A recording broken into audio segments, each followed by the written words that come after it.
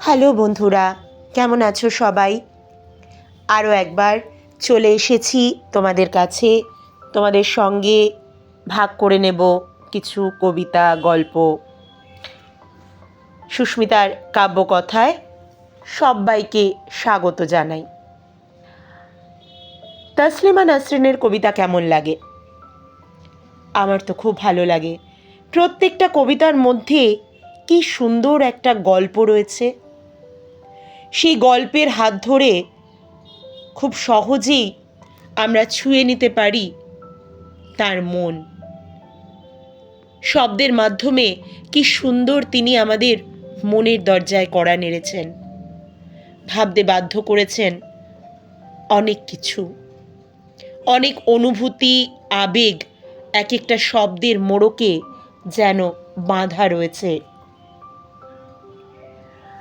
সেই শব্দ আর বন্ধের মাধ্যমেই এগিয়ে চলা আমাদের কবিতার সাম্রাজ্যে। পার্সোনালি আমার কবিতা ভীষণ ভালো লাগে। তার মধ্যে যেন অল্প কথায় কত কিছু বলে দেওয়ার একটা অদ্ভুত প্রচেষ্টা থাকে।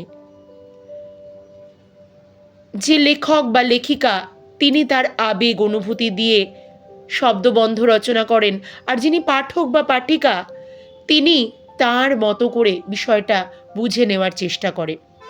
এ যেন এক অদ্ভুত মেলবন্ধন পাঠক আর লেখকের মধ্যে। কবিতার মাধ্যমে অল্প কথায় অনেক কিছু বলে দেওয়া যায়। তসলিমা নাসরিনের কবিতার মধ্যে এরকম অনেক অনেক না বলা কথা আমরা জানতে পারি। আজ তোমাদের শোনাবো লেখিকার কষ্টের কস্তুরী কবিতাটি। কিছু কিছু কষ্ট আছে, ক্ষতে কোনো মলম লাগে না, কারোর শুশ্রূষা নয়, গাঢ় মমতায় জেগে থাকা রাত নয়, হাওয়া পরিবর্তন তাও নয়, সেরে যায়। কিছু কষ্ট নিয়ত পোড়ায়, ক্ষুদ্র তুচ্ছ কিছু ফু মেরে উড়িয়ে দেওয়ার মতো কিছু কষ্টের ক্ষীণাঙ্গী শরীরেও আগুনের আঁচ থাকে।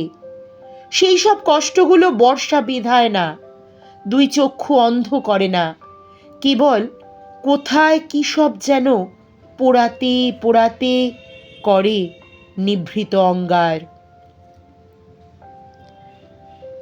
কিছু কিছু কষ্ট আছে রাত পোহাবার আগে বাতাসে মেলায়, কিছু কষ্ট বাসা বাঁধে ভালোবেসে থেকে যায় পুরোটা জীবন। কিছু কষ্ট বাসা বাঁধে ভালোবেসে থেকে যায় পুরোটা জীবন।